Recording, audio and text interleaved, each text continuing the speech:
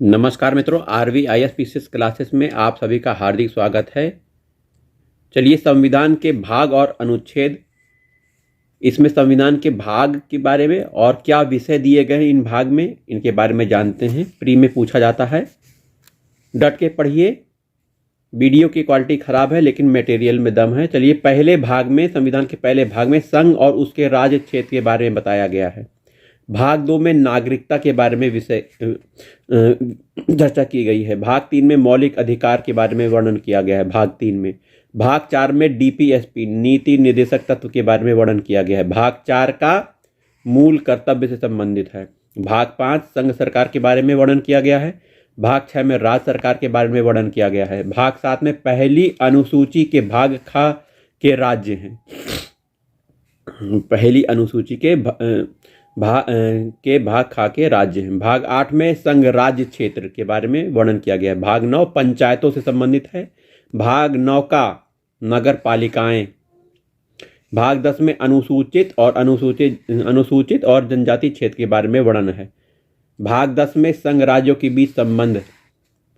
भाग 10 में अनुसूचित जनजाति क्षेत्र के बारे में है। भाग 11 में संघ और राज्यों के बीच संबंध है। भाग 12 में वित्त, संपत्ति, संविदाएं तथा वाद के बारे में वर्णन किया गया है। भारत के राज्य क्षेत्र के भीतर व्यापार, वाणिज्य और समागम। भाग 13। ठीक है। भाग 14 में संघ और राज्यों के बीच अधीन सेवाएं।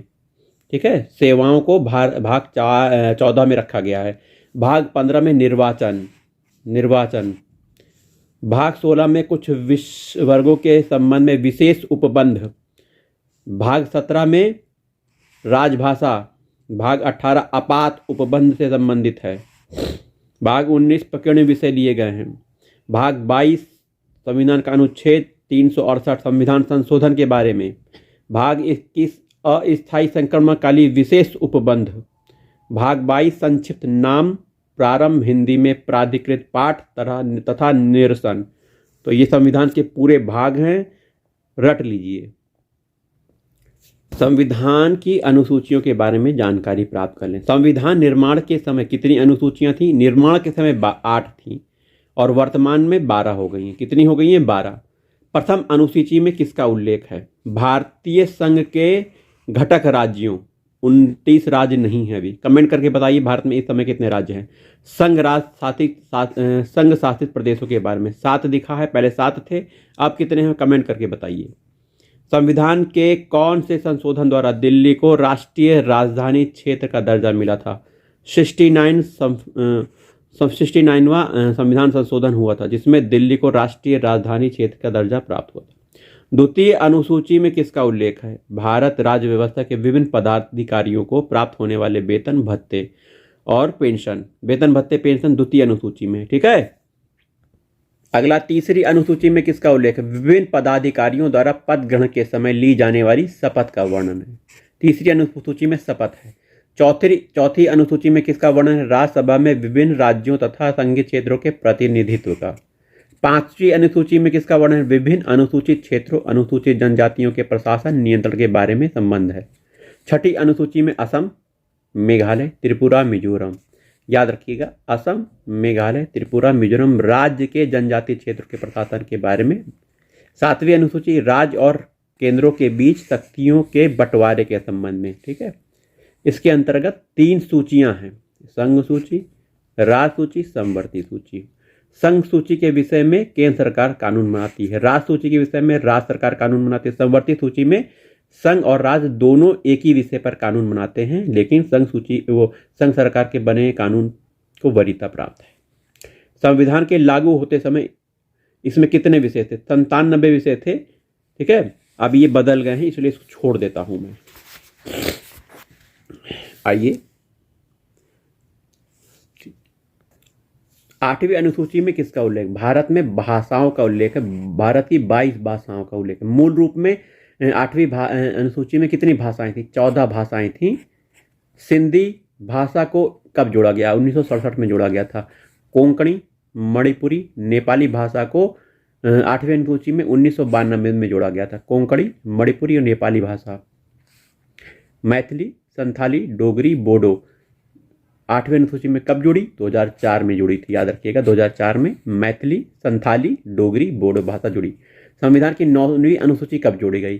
प्रथम संविधान संशोधन होता है 1991 में 51 में 9वीं अनुसूची जोड़ी गई थी। 9वीं अनुसूची में किसका उल्लेख है? राज्य द्वारा संपत्ति के अधिग्रहण की विधियों का वर्णन है।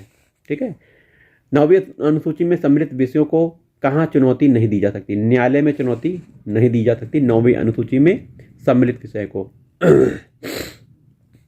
10वीं अनुसूची को संविधान में कब जोड़ा गया था? 10वीं अनुसूची 52वां संविधान संशोधन 1985 के द्वारा 10वीं अनुसूची जोड़ी गई थी संविधान में। 10वीं अनुसूची में दल बदल से संबंधित प्रावधानों का वर्णन है। 11वीं अनुसूची को संविधान में कब जोड़ा गया? 73वां संविधान संशोधन 1993 द्वारा जोड़ा गया। तो 11वीं अनुसूची में पंचायती राज के बारे में विषय वर्णन है और इसमें 11वीं अनुसूची में कुल 29 विषयों को लिया गया है, पंचायतों से संबंधित 29 विषय। 12वीं अनुसूची संविधान में 74वें संविधान संशोधन से जोड़ी गई थी और 1993 में यह के द्वारा हुई थी। 1993 में यह लागू हुआ था। इस अनुसूची में शहरी क्षेत्र के स्थानीय स्वशासन संस्थाओं का वर्णन है। इसमें कुल 18 विषय सम्मिलित हैं। कितने हैं 12वीं अनुसूची में? नगर पालिकाओं में, शहरी क्षेत्र में तो 18 विषय हैं। ठीक है। संविधान के स्रोत भारतीय संविधान में सबसे अधिक प्रभाव भारत शासन अधिनियम 1935 का है। 200 से अधिक संविधान के अनुच्छेद ये भारत शासन अधिनियम 1935 से लिए गए हैं। अमेरिका के संविधान से क्या लिया गया है? देखिए, मौलिक अधिकार, न्यायिक पुनरावलोकन, राष्ट्रपति और उन पर महाभियोग की वहीं वित्तीय आपात, उच्च और उच्चतम न्यायालय के न्यायाधीशों को हटाने की प्रक्रिया, वित्तीय आपात, न्यायालय की सर्वोच्च अवधारणा अमेरिका के संविधान से ली गई है। इतना सारा अमेरिका से लिया गया है। ब्रिटेन के संविधान से क्या लिया गया है? देखिए, संसदात्मक शासन प्रणाली, एकल नागरिकता, विधि निर्माण प्रक्रिया, ये सब ब्रिटेन के संविधान से लिया गया। नीति निर्देशक तत्व आयरलैंड के संविधान से लिया गया है। नीति निर्देशक तत्व जापान द्वारा विधि द्वारा स्थापित प्रक्रिया ली गई है। रूस के संविधान से लिया गया मौलिक कर्तव्य। दक्षिण अफ्रीका से लिया गया संविधान संशोधन प्रक्रिया को दक्षिण अफ्रीका से लिया गया है। जर्मनी से राष्ट्रपति की आपातकालीन शक्तियों को जर्मनी से लिया गया है। संघ सूची, राज सूची को किस देश के संविधान से लिया गया है? तमिलनाडु के संविधान से लिया गया है। ऑस्ट्रेलिया के संविधान से कौन सी मुख्य शक्ति ली गई है? प्रस्तावना की भाषा। समवर्ती सूची का प्रावधान ऑस्ट्रेलिया से लिया गया है। नागरिकता भाग 2 में इसका वर्णन है। नागरिकता प्राप्त करने के लिए शर्तें निर्धारित करने वाला सक्षम निकाय संसद है। याद रखिएगा, संसद है। संविधान के किस अनुच्छेदों में नागरिकता का संबंध में प्रावधान है? अनुच्छेद 5 से लेकर अनुच्छेद 11 तक संविधान में नागरिकता के संबंध में प्रावधान है। भारत में एकल नागरिकता की अवधारणा ब्रिटेन से ली गई थी। देखिए, ब्रिटेन से ली गई है। संविधान के किस भाग में नागरिकता का विवरण दिया? भाग 2 में नागरिकता का विवरण है। नागरिक बनने के लिए आवश्यक शर्त क्या है? राज्य की सदस्यता होनी चाहिए। किस अनुच्छेद के तहत संसद को नागरिकता के संबंध में कानून बनाने का अधिकार है? अनुच्छेद 2 में। नागरिकता किस प्रकार छीनी जा सकती है, समाप्त हो सकती है? देशद्रोह के आरोप सिद्ध होने पर नागरिकता छीनी जा सकती है। ठीक है। किस देश में दोहरी नागरिकता का प्रावधान है? संयुक्त राज्य अमेरिका में दोहरी नागरिकता है। जैसे देश की भी नागरिकता और राज्यों की भी नागरिकता, दोहरी नागरिकता है। भारत में चाहे राज्य हो चाहे देश हो, एक ही नागरिकता है, एकल नागरिकता। भारत के नागरिकों को कितने प्रकार की नागरिकता प्राप्त है? एक नागरिकता। यदि कोई व्यक्ति दूसरे देश की नागरिकता ग्रहण कर लेता है तो वह भारत का नागरिक नहीं होगा। कितने वर्षों तक बाहर रहने पर नागरिकता समाप्त हो जाती है? 7 वर्षों तक बाहर रहने पर समाप्त हो जाती है। संविधान द्वारा प्रदत्त नागरिकता के संबंध में संसद ने एक व्यापक नागरिकता अधिनियम 1955 में लागू किया है और भी लागू किए हैं। नागरिकता प्राप्त करने और खोने के विषय में विस्तार से चर्चा 1955 के अधिनियम में की गई है। संविधान के प्रारंभ पर नागरिकता अनुच्छेद 5 में वर्णन है।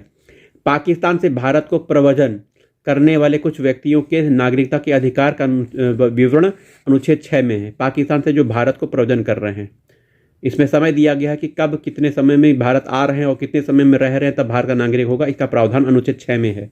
पाकिस्तान को जाने वाले कुछ व्यक्तियों की नागरिकता का अधिकार अनुच्छेद 7 में इसका वर्णन किया गया है। भारत के बाहर रहने वाले भारतीय उद्भव के कुछ व्यक्तियों के नागरिकता के अधिकार अनुच्छेद 8 में है। विदेशी राज्य की नागरिकता स्वेच्छा से अर्जित करने वाले व्यक्तियों की नागरिक न होना अनुच्छेद 9 में है। ठीक है।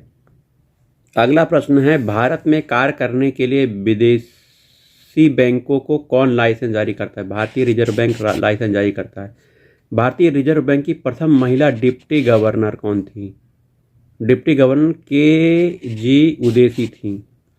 With you all the way किस बैंक की विज्ञापन पंक्ति है? भारतीय स्टेट बैंक की पंक्ति है with you all the way. भारतीय महिला बैंक का मुख्यालय नई दिल्ली में है। पूर्ण रूप से महिलाओं के लिए पहला बैंक भारतीय महिला बैंक की स्थापना 2013 में हुई थी। नवंबर 2013 में भारतीय महिला बैंक की स्थापना, इसका मुख्यालय नई दिल्ली में है। ठीक है। भारतीय महिला बैंक की पहली शाखा मुंबई में खोली गई थी। ठीक है। किसी भी देश के वित्तीय बाजार को कितने भागों में विभाजित किया जाता है? 2 भागों में, मुद्रा बाजार और पूंजी बाजार। मुद्रा बाजार क्या है? एक ऐसा केंद्र जहां अल्पकालीन स्वभाव की मौद्रिक संपत्तियों या प्रतिभूतियां सामान्यतः 1 वर्ष से कम अवधि की व्यवहार में लाई जाती हैं। ठीक है। मतलब 1 साल से कम होना चाहिए। ऐसा केंद्र जहां अल्पकालीन स्वभाव की मौद्रिक संपत्तियां प्रतिभूतियां सामान्यतः 1 वर्ष से कम अवधि के व्यवहार में लाई जाती हैं। मुद्रा बाजार अधिकतम कितने वर्ष की अवधि के लिए होता है? 1 वर्ष की अवधि के लिए होता है। भारतीय प्रतिभूति व्यापार निगम की स्थापना 1994 में हुई थी। भारतीय प्रतिभूति व्यापार निगम। आइए अगला क्वेश्चन है, कौन सा बाजार अल्पावधि निधियों के तत्काल स्रोत के रूप में कार्य करता है? मांग मुद्रा बाजार। मांग मुद्रा बाजार को किस नाम से जाना जाता है? अंतरबैंक मांग मुद्रा। ठीक है। विश्व का सबसे पहला संगठित शेयर बाजार 1602 में कहाँ स्थापित किया गया था? तो संगठित शेयर बाजार 1602 में एम्स्टर्डम नीदरलैंड में स्थापित किया गया था। Amsterdam Netherlands. भारत में the native share and stock broker association नाम से पहले स्टॉक एक्सचेंज की स्थापना 1875 में की गई थी। 3 सितंबर 1875 में the native share and stock broker association पहला स्टॉक एक्सचेंज था भारत में। किस वर्ष स्टॉक एक्सचेंज मुंबई का नाम बदलकर बीएससी कर दिया गया? 2002 में स्टॉक एक्सचेंज मुंबई का नाम बदल के बीएससी कर दिया गया, बॉम्बे स्टॉक एक्सचेंज कर दिया गया।